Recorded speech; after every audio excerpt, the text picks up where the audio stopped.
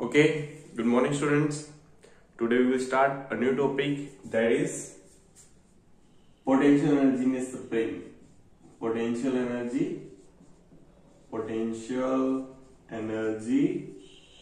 in a spring. देखो बेटा, ये टॉपिक सेम वैसा ही टॉपिक है जैसा आपके पास में लास्ट टॉपिक आपने डिस्कस किया था हमने, और वो टॉपिक कौन सा था? Total energy. हमने एनर्जी कंजर्वेशन लॉ पे हमने एक एग्जांपल कंप्लीट किया था, और उसी एग्जांपल और एनर्जी कंजर्वेशन पे हमारे पास में ये न्यू टॉपिक बेस्ड है। तो फर्स्ट ऑफ ऑल हेडिंग पे चलते हैं, पोटेंशियल एनर्जी इन स्प्रिंग। तो पहले स्प्रिंग का सिनेरियो क्लियर कर लेते हैं कि स्प्रिंग कैसे और कैसे वर्क कर रहे हैं। ठीक है, तो स्टूडेंट्स फर्स्ट ऑफ ऑल मैं स्प्रिंग को क्लियर करता हूं। तो स्प्रिंग क्या है? कनेक्टेड विद ए मास। तो ये आपके पास में स्प्रिंग है और ये स्प्रिंग मास के साथ कनेक्टेड है। यहां हमने जिस स्प्रिंग को कंसीडर किया बेटा, ये आइडियल स्प्रिंग है। आइडियल स्प्रिंग होने का मीन्स क्या है कि स्प्रिंग मासलेस है। इसमें अदर जो भी फोर्सेज जो इन रियल लाइफ में लगते हैं, क्यू वैल्यू के साथ लगते हैं, उन सभी को हम क्या कर रहे हैं? नेग्लेक्ट कर रहे हैं। हमारे पास में यहाँ क्या वैल्यूज है कि स्प्रिंग जो है वो आइडियल है, और हमारे पास जो मास का कनेक्टेड है उसका वैल्यू कितना है? स्मॉल है। ये स्प्रिंग की एक नॉर्मल कंडीशन है। इसको थोड़ा सा और डिटेल में वेरीफाई करूं तो स्प्रिंग जो है उसका फर्स्ट एंड मास से कनेक्टेड है, और सेकंड एंड किससे कनेक्टेड है? किसी भी रिजिड बॉल से कनेक्टेड है। अब स्प्रिंग का क्या करना है? अब आप यहाँ पे स्प्रिंग के साथ आगे दो कंडीशंस कर सकते हो। इसे या तो स्ट्रेच कर सकते हो या कंप्रेस कर सकते हो। दोनों ही कंडीशन में जैसे आप स्ट्रेच करोगे या कंप्रेस करोगे, स्प्रिंग का जो मास का मोशन है वो स्टार्ट हो जाएगा, और आप सभी को पता है वो क्या करेगा? ऑसिलेशंस करना स्टार्ट कर देगा। जो वाइब्रेशंस है वो क्या हो जाएंगी? उसकी स्टार्ट हो जाएंगी। तो बेटा उसी वाइब्रेशन जैसे स्टार्ट होगी उसी को हम यहाँ पे क्या करते हैं? क्लियर करते हैं कि ये कैसे होगा। हमने कंसीडर किया कि हमने उसे एक स्पेसिफिक डिस्टेंस xm, मतलब मैक्सिमम वैल्यू ऑफ डिस्प्लेसमेंट, हम उसे डिस्प्लेस तो कर रहे हैं पर अपने उसकी मैक्सिमम वैल्यू से डिस्प्लेस कर रहे हैं। तो मैंने क्या किया? उसे डिस्प्लेस कर दिया। मैक्सिमम वैल्यू का मतलब क्या है? जितना भी आप डिस्प्लेस कर रहे हो उसका मैक्सिमम वैल्यू है। अगर आपने 1 मीटर डिस्प्लेस कर दिया तो 1 मीटर उसका मैक्सिमम वैल्यू है, मैक्सिमम वैल्यू ऑफ डिस्प्लेसमेंट है। अगर आपने 2 मीटर डिस्प्लेस कर दिया तो 2 मीटर उसका मैक्सिमम वैल्यू ऑफ डिस्प्लेसमेंट है। तो यहां पर ये इसका मिड पॉइंट हो गया। मिड पॉइंट से हमने उसे यहां तक डिस्प्लेस कर दिया। तो यहां से यहां तक की लेंथ हमारे पास में क्या आएगी? दैट इज एक्स है। क्लियर? इन्हें कुछ पॉइंट्स के अकॉर्डिंग कंसीडर कर लेते हैं। ये सेंटर पॉइंट है, दैट इज ओ। ये point maximum displacement right direction में है, तो ये आपके पास में ए आ गया। इतना पार्ट क्लियर? कोई कंफ्यूजन नहीं? तो बेटा अब नेक्स्ट होगा क्या? क्योंकि हम इसे डिस्प्लेस करने के लिए हम कुछ ना कुछ वर्क करेंगे, और वही वर्क हमें क्या पता है कि वही वर्क पोटेंशियल एनर्जी के फॉर्म में स्टोर हो जाता है। जैसे हम किसी ऑब्जेक्ट को अपवर्ड क्या करते हैं? अपवर्ड पिक करते हैं, तो ग्रेविटेशनल फोर्स के अगेंस्ट वर्क करते हैं।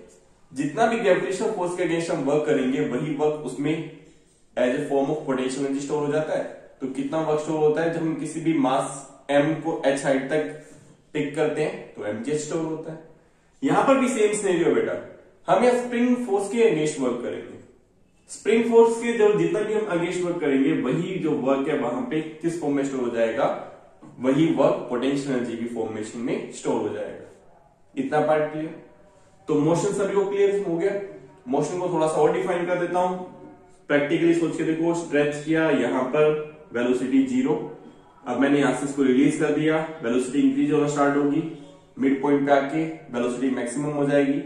जितना एम्पलीट्यूड, जितना maximum displacement right hand side में है, उतना ही डिस्प्लेसमेंट लेफ्ट हैंड साइड में आएगा। लेफ्ट हैंड साइड में आके भी वो ऑब्जेक्ट यहां तक क्या करेगा? स्प्रिंग को कंप्रेस करेगा, और इस पॉइंट पर जाकर वेलोसिटी अगेन 0 हो जाएगा। फिर अगेन वेलोसिटी इंक्रीज होगा, मिड पॉइंट पर आएगा, फिर अगेन वेलोसिटी डिक्रीज होगा और इस पॉइंट पर चला जाएगा, और इस टाइप से इसके वाइब्रेशन स्टार्ट हो जाएंगे। तो मोशन कैसे है समझ में आ गया। कुछ पॉइंट्स को हम यहां पे स्टडी कर लेते हैं कि यहां पे मोशन आपको समझ में आ गया। जितना मैक्सिमम डिस्प्लेसमेंट इस डायरेक्शन में, उतना ही डिस्प्लेसमेंट इस डायरेक्शन में भी होगा। कोई कंफ्यूजन नहीं? और अगर यहां पे फोर्स के बारे में बात करें तो बेटा फोर्स का वैल्यू क्या होगा बेटा? तो देखो फोर्स, जिस फोर्स को हम यहां स्टडी करें that is spring force.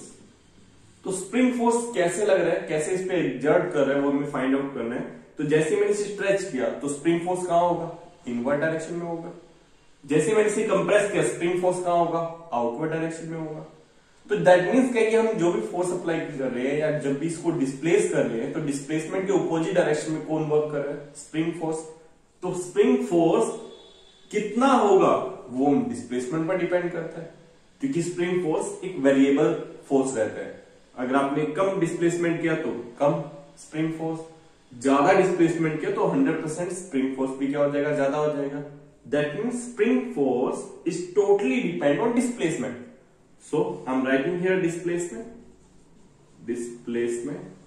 but the one thing, the spring force exerts always opposite to the displacement. That's why we are putting here the sign negative. So we all know that F, that is spring force, is directly proportional to minus x. What is x? X is displacement. If the displacement is maximum, then we will write it as xn. Now when we remove the proportional sign, then we are having the value F is equals to minus kx. This is the spring force. Done. अब बेटा spring force तो आपके पास में आ गया। तो spring force आने के बाद में आपका नेक्स्ट वर्क क्या है कि आप यहाँ पे वर्क डन फाइंड करोगे, क्योंकि जितना भी आप यहाँ पे वर्क डन फाइंड करोगे वही वर्क डन किसका काम करेगा, पोटेंशियल एनर्जी का काम करेगा। तो बेटा सिंपल सी बात है कि आपके पास में कोई भी ऑब्जेक्ट है, जैसे हमने ग्रेविटेशन में बात की थी कि कोई भी ऑब्जेक्ट है, आप उस पर जितना वर्क डन कर रहे हो h हाइट ले जाने में, वो उसमें स्टोर हो जाएगा in the form of potential energy. तो यहां पर भी हम उसी तरीके से पोटेंशियल एनर्जी का वैल्यू फाइंड करेंगे। क्लियर? चलो इसे स्टार्ट करते हैं। तो फर्स्ट ऑफ ऑल मैं यहाँ पे एक पॉइंट लिख रहा हूं और इसको आपको समझना है, क्योंकि जो वर्क डन है वो किसी के रिस्पेक्ट फाइंड किया जाता है। कैसे? वर्क डन बाय स्प्रिंग, मतलब स्प्रिंग कितना वर्क डन कर रहा है वो हमें फाइंड करना है। तो स्प्रिंग कितना वर्क डन कर रहा है, चलो चेकआउट कर लेते हैं। तो वर्क डन के लिए हम क्या लिखते हैं बेटा, that is W work done. होता क्या बेटा, फोर्स मल्टीप्लाई में डिस्प्लेसमेंट। क्लियर? और अगर मैं यहां पे फोर्स की बात करूं तो हमें पता है स्प्रिंग फोर्स कितना बेटा, माइनस kx। डिस्प्लेसमेंट कितना बेटा, 100%, क्योंकि यहां पर हम जितना भी यहां पे फोर्स जो है वो कांस्टेंट क्वांटिटी नहीं है। अब कांस्टेंट क्वांटिटी नहीं है तो हम इसे इंटीग्रेशन के अकॉर्डिंग सोल्व करेंगे। तो डिस्प्लेसमेंट क्या कंसीडर करेंगे, dx। दैट्स व्हाई यहां पर वर्क डन कितना आ जाएगा, dw। तो वर्क डन जब आप इसको सोल्व आउट करोगे बेटा तो क्या आ जाएगा, माइनस में इंटीग्रेशन ऑफ kx dx, और सोल्व आउट करोगे आ जाएगा माइनस में kx स्क्वायर या फिर हाफ kx स्क्वायर। तो माइनस में हाफ kx स्क्वायर क्या हो गया, that is work done by spring. Clear? अब जितना भी वर्क डन बाय स्प्रिंग होगा वो स्टोर होगा इसमें पोटेंशियल एनर्जी फॉर्म में, but with the negative sign. That means क्या है, हम यहां पर क्या लिखेंगे, potential energy stored in that mass in that spring is equals to में माइनस में work done, that is half kx square. Clear? अब स्टूडेंट्स ये बात सभी को समझ में आ गई। इसको समझने के लिए सिंपल सा एग्जांपल, जब आप बॉडी को अपसाइड पिक करते हो तो ग्रेविटेशनल फोर्स डाउनवर्ड होता है और डिस्प्लेसमेंट अपवर्ड होता है, तो वहां पे वर्क डन नेगेटिव होगा। और दैट मीन्स वर्क डन कितना होता है, माइनस mgh, बट उसमें कितनी एनर्जी स्टोर होती है, mgh। दैट्स व्हाई जो भी उसमें एनर्जी स्टोर होती है दैट इज इक्वल्स टू में माइनस वर्क डन। तो माइनस वर्क डन के अकॉर्डिंग कितना एनर्जी आ गया, हाफ kx स्क्वायर। यहां तक का पार्ट क्लियर हो गया। अब बेटा ये तो आ गया आपके पास में हाफ kx स्क्वायर वैल्यू किसकी, पोटेंशियल एनर्जी की। एक तरीका और जिसके थ्रू आप वर्क डन फाइंड कर सकते हो, और वो मेथड कौन सा बेटा, ग्राफिकल मेथड। आप किसी एक ही मेथड को सोल्व आउट कर सकते हो, एक ही मेथड को फॉलो कर सकते हो। मैं यहां पे आज 3 मेथड करवाने वाला हूं। सेकंड जो मेथड है वो ग्राफिकल मेथड है, ये उससे भी इजी है। ग्राफिकल मेथड में क्या होता है, हमने इस चैप्टर के स्टार्टिंग में पढ़ा था कि जितना भी जो भी आपके पास में फोर्स और डिस्प्लेसमेंट कर्व है, फोर्स और डिस्प्लेसमेंट कर्व है, और जो आपके पास में डिस्प्लेसमेंट एक्सिस है उसके बिटवीन जितना भी एरिया इंक्लोज होता है वो एरिया किसको रिप्रेजेंट करता है, वर्क डन को रिप्रेजेंट करता है। तो उसके थ्रू भी हम क्या कर सकते हैं, उसके थ्रू भी हम इजीली वर्क डन का वैल्यू फाइंड कर सकते हैं। कैसे, ये देखो, अगर मैं दो एक्सिस कंसीडर कर रहा हूं, पहले एक्सिस पे मैं क्या कंसीडर कर रहा हूं, डिस्प्लेसमेंट, और दूसरे एक्सिस पे मैं क्या कंसीडर कर रहा हूं बेटा, फोर्स कंसीडर कर रहा हूं।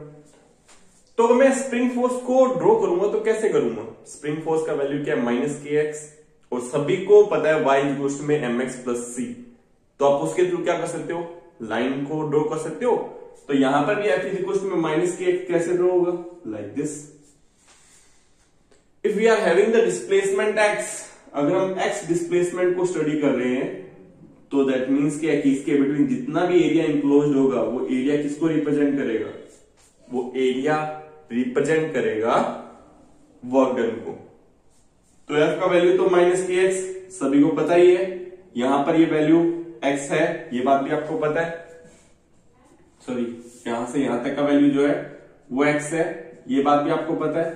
अब आपको करना क्या है, बहुत सिंपल है, आप इसका ट्राइंगल का अगर एरिया फाइंड करोगे तो एरिया भी आपके लिए किसको रिप्रेजेंट करेगा, एरिया रिप्रेजेंट करेगा प्रॉपर इसके वर्क डन को।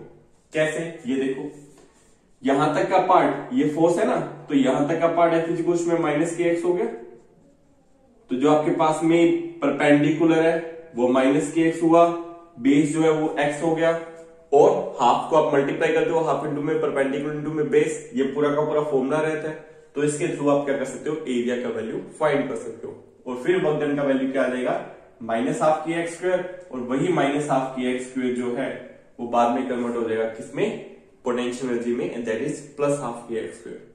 ये सेकंड मेथड हो गया। थर्ड मेथड और है आपके पास में बेटा, अगर आपने लास्ट टॉपिक जो लास्ट इससे पहले वाला टॉपिक हमने एनर्जी कंजर्वेशन वाला किया था, उसमें मैंने एक फॉर्मूला करवाया था, relation between force and potential energy, उसके थ्रू भी आप इसका वैल्यू फाइंड कर सकते हो। अगर आप यहां पे उसके थ्रू वैल्यू फाइंड करोगे तो रिलेशन क्या होता है, F इज इक्वल्स टू में माइनस में dv ओवर में dx। If you are having the value of F, तो F का वैल्यू कितना बेटा, -kx माइनस में dv ओवर में dx, ठीक है। तो नेगेटिव से नेगेटिव कैंसिल आउट, वहां से आप इंटीग्रेशन करके v का वैल्यू फाइंड करोगे तो अगेन v का वैल्यू बेटा क्या आ जाएगा, दैट इज 12kx²। तो किसी भी तरीके से करो, आपके पास में लास्ट वैल्यू क्या आ जाएगा, पोटेंशियल एनर्जी का 12kx²। तो पोटेंशियल एनर्जी क्लियर हो गया। अब यहां पे मोशन हो रहा था मास का, तो सिर्फ पोटेंशियल एनर्जी तो नहीं होगा, काइनेटिक एनर्जी भी होगा। तो पोटेंशियल एनर्जी तो हमने निकाल लिया, that depends on, totally depend on the displacement. Okay, तो अब हम बात करेंगे किसकी, पोटेंशियल एनर्जी की, सॉरी काइनेटिक एनर्जी की। तो काइनेटिक एनर्जी हम कैसे फाइंड करेंगे, ऑब्वियसली मास अगर आपको पता है, वेलोसिटी आपके पास में, तो आप इजीली काइनेटिक एनर्जी का वैल्यू फाइंड कर सकते हो, दैट इज 12mv²। तो बहुत बढ़िया, मैं इसे रफ करता हूं क्योंकि ये तो आपको क्लियर हो ही गया। तो आपके पास में जो पोटेंशियल एनर्जी है वो तो फाइंड हो गया, पर अब हमें जो फाइंड करना है वो क्या है, काइनेटिक एनर्जी, और काइनेटिक एनर्जी का फॉर्मूला क्या आ जाएगा बेटा, 12mv², that is called kinetic energy. तो जब भी हम टोटल एनर्जी की बात करते हैं तो टोटल एनर्जी हमेशा क्या होता है, टोटल एनर्जी होता है sum of kinetic energy plus potential energy.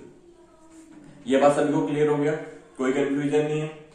अब यहां पर बेटा दो बातों को मैं एक बार क्लियर कर देता हूं। जब ये मास का मोशन होता है तो मैक्सिमम डिस्प्लेसमेंट पे जो इस मास का डिस्प्लेसमेंट होगा वो मैक्सिमम है, दैट मींस xm है, और वहां पे वेलोसिटी क्या होता है, 0 होता है। जब हम उसे वहां से रिलीज कर देते हैं और वो सेंटर में आ जाता है, उस केस में सेंटर में आपके पास में वेलोसिटी मैक्सिमम हो जाता है और डिस्प्लेसमेंट 0 हो जाता है। और अगेन जब मैं उसकी अपोजिट डायरेक्शन की बात करूंगा तो अपोजिट के मैक्सिमम डिस्प्लेसमेंट पे डिस्प्लेसमेंट मैक्सिमम हो जाता है और वेलोसिटी 0 हो जाता है। दैट मीन्स क्या है कि ए पॉइंट पे पोटेंशियल एनर्जी ही होता है, काइनेटिक एनर्जी 0 होता है। सेंटर पॉइंट पे सिर्फ काइनेटिक एनर्जी होता है और पोटेंशियल एनर्जी 0 होता है। और जब हम इस पॉइंट पर आते हैं तो यहां पे सिर्फ पोटेंशियल एनर्जी होता है और काइनेटिक एनर्जी क्या होता है, 0 होता है। दैट मीन्स क्या है, दैट मीन्स क्या है कि यहां velocity maximum, that means vm, यहां kinetic energy maximum, that is xm displacement, और अगेन कौन सा डिस्प्लेसमेंट, xm डिस्प्लेसमेंट। क्लियर, कोई कंफ्यूजन नहीं। तो जब हम टोटल एनर्जी की बात करते हैं kinetic energy plus potential energy, तो इस केस के अंदर मैं सबसे पहले बात करता हूं एट पॉइंट ए की। एट पॉइंट ए जब भी मैं ए को डिस्कस करूंगा बेटा, तो ए पर सिर्फ क्या है, पोटेंशियल एनर्जी है, तो इलेक्ट्रिक एनर्जी एट ए आपके पास में क्या आ जाएगा, हाफ देन के एक्स एम स्क्वायर। एम किसको रिप्रेजेंट करता है, मैक्सिमम डिस्प्लेसमेंट को, प्लस काइनेटिक एनर्जी 0। अगेन बात करते हैं हम किसकी, एट पॉइंट ओ ले लो, जो सेंटर पॉइंट है हमारे पास में, दैट इज ईओ पर एनर्जी कितनी होगी, दैट इज हाफ एम, जो मैक्सिमम वेलोसिटी है, दैट इज स्क्वायर। और due to energy conservation law, due to energy conservation, due to energy conservation क्या होगा, ये दोनों इक्वल होंगे। इक्वल होंगे तो आपके पास वैल्यू क्या आ जाएगी, half k x m square का वैल्यू इक्वल हो जाएगा हाफ वी एम स्क्वायर के। That is equation number 1। अभी ये हमारा एम नहीं है, हमारा एम क्या है कि ये तो चलो मैक्सिमम और सेंटर पॉइंट की बात होगी, बट द थिंग अगर हम किसी एक स्पेसिफिक डिस्प्लेसमेंट एक्स को डिस्कस करेंगे, मतलब ना तो वो अपने मैक्सिमम डिस्प्लेसमेंट पे है, ना ही वो सेंटर पॉइंट पे, वो मिड में कहीं पर है, तो वहां पे हम एनर्जी को कैसे फाइंड करेंगे, और उससे रिलेटेड न्यूमेरिकल भी आता है जब भी आप किसी भी कॉम्पिटिटिव एग्जाम में फाइंड करते हो। तो यहां पर हम कैसे फाइंड करेंगे उसको चेकआउट करते हैं। तो बेटा वो भी बहुत सिंपल है, कैसे कैसे फाइंड करेंगे हम, देखो किसी भी पॉइंट पर आएगा तो डिस्प्लेसमेंट एक्स हो गया, और वेलोसिटी मैक्सिमम तो नहीं होगी, ऑब्वियसली 0 टू वीएम के मिड में होगी, तो हम उसे भी कंसीडर कर लेते हैं। तो एनर्जी एट पॉइंट इसे हम एम कंसीडर कर लेते हैं कि ये पॉइंट एम है, ठीक है। तो एट पॉइंट एम आपके पास में एनर्जी का वैल्यू कितना होगा, उसको हम ईएम कंसीडर कर लेते हैं। तो बेटा ईएम का आपके पास में वैल्यू किसके इक्वल आ जाएगा, ईएम का वैल्यू इक्वल आ जाएगा half k x square plus half m v square के। And due to energy conservation law, due to energy conservation law, clear. Due to energy conservation law क्या होगा बेटा, simple सी बात है, ये सारी की सारी एनर्जीज इक्वल होंगी, that means we can write half k x m square is equals to में half m v m square is equals to में half k x square plus half m v square. That means क्या है कि total motion के duration के अंदर जो energy है वो क्या रह रही है, कंजर्व रह रही है। टोटल एनर्जी हमेशा क्या रह रही है, कंजर्व रह रही है, due to law of energy conservation. अब जब भी ये टॉपिक आपके एग्जाम्स में आता है तो उसके अंदर एक लास्ट पॉइंट लिखा होता है, draw the graph of kinetic energy and potential energy of that spring. तो स्प्रिंग के जो मास है इसकी काइनेटिक एनर्जी और पोटेंशियल एनर्जी का ग्राफ कैसे प्लॉट करेंगे वो देखो। इसके ग्राफ को प्लॉट करने के लिए सिंपल एक एक्सिस पे हम एनर्जी कंसीडर कर लेंगे और दूसरे एक्सिस पे हम डिस्प्लेसमेंट कंसीडर कर लेंगे। हो गया कंसीडर। उसके बाद में क्या है बेटा, देखो मैं यहां पे कुछ पॉइंट्स कंसीडर कर रहा हूं, लाइक ये जो पॉइंट ए है वो ये रहा, और जो हमारा सेंटर पॉइंट है दैट इज ओ, और जो हमारा इस साइड का पॉइंट है इसको हम क्या कंसीडर कर लें, सी कंसीडर कर लें। तो सी हमारे पास में ये पॉइंट आ गया। हमें ये पता है कि ए और सी पर क्या होगा बेटा, पोटेंशियल एनर्जी मैक्सिमम होगा, और ओ पर क्या होगा, काइनेटिक एनर्जी मैक्सिमम होगा। पहले मैं पोटेंशियल एनर्जी मैक्सिमम देखता हूं, ए पर पोटेंशियल एनर्जी मैक्सिमम, सी पर पोटेंशियल एनर्जी मैक्सिमम, और ये इक्वल भी है, ठीक है। तो हम इसको एज ए ग्राफ प्लॉट कर देंगे।